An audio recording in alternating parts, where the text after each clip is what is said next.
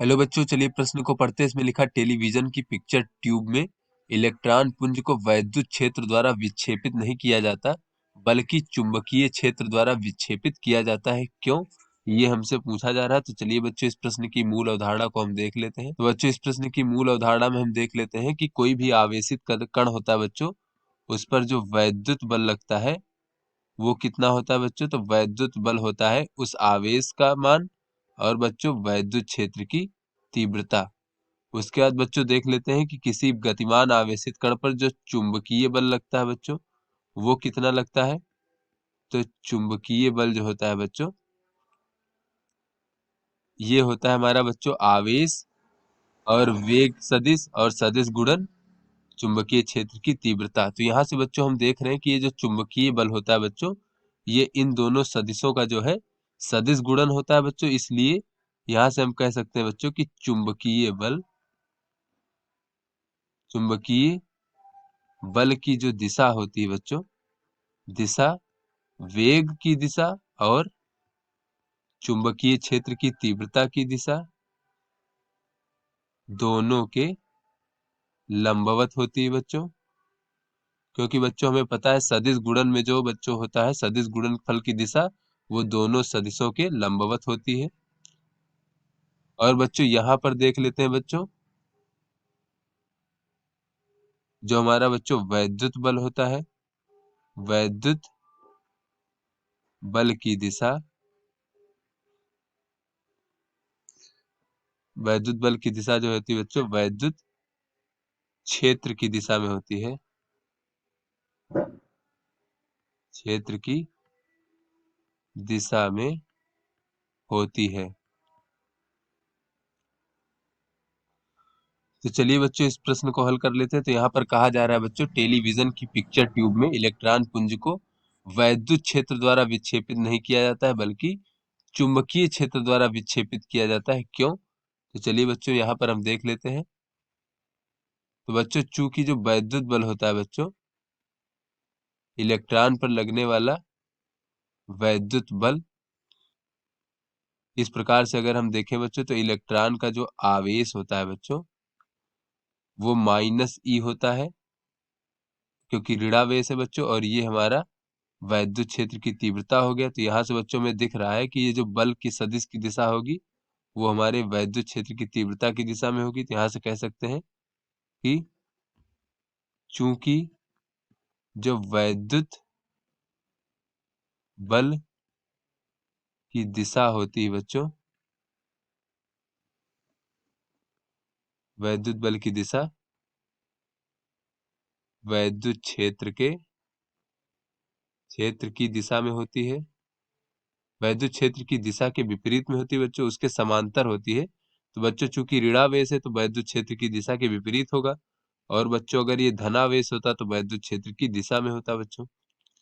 तो यहाँ पर बच्चों ये मूल अवधारणा में भी देख लें तो वैद्युत बल की दिशा जो होती है बच्चों वैद्युत क्षेत्र के समांतर होता है बच्चों। यहाँ पर कह लेते हैं वैद्युत क्षेत्र की,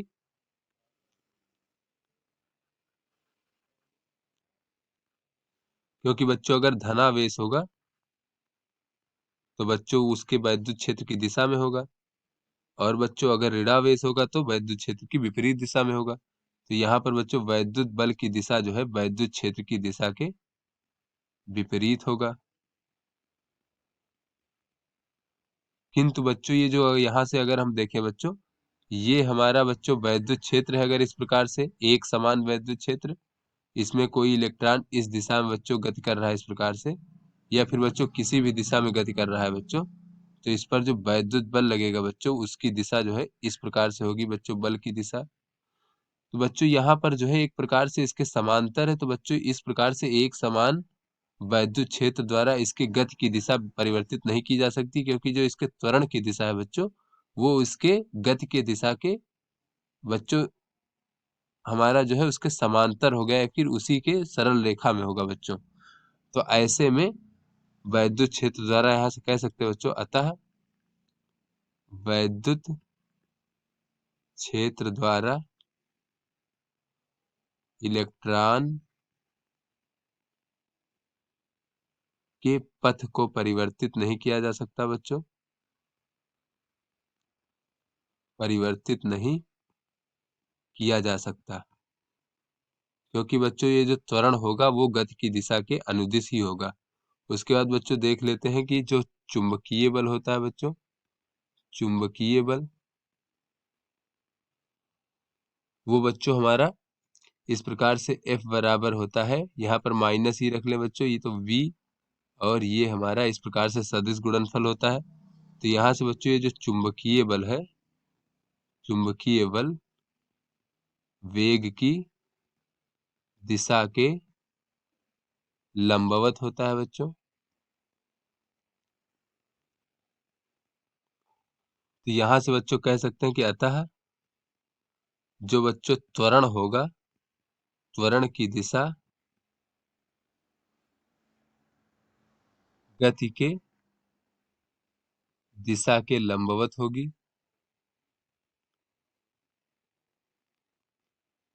लंबवत होगी। अतः चुंबकीय बल के द्वारा जो है बच्चों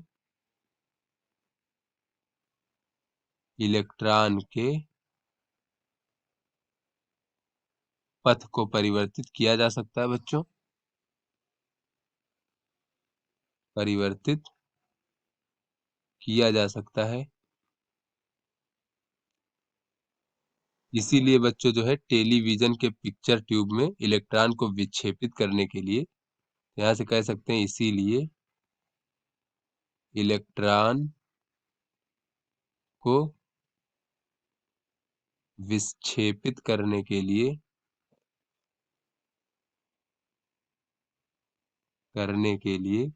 यानी कि उसके पथ को परिवर्तित करने के लिए चुंबकीय क्षेत्र का प्रयोग किया जाता है, चुंबकीय क्षेत्र का प्रयोग किया जाता है, वैद्युत क्षेत्र का नहीं।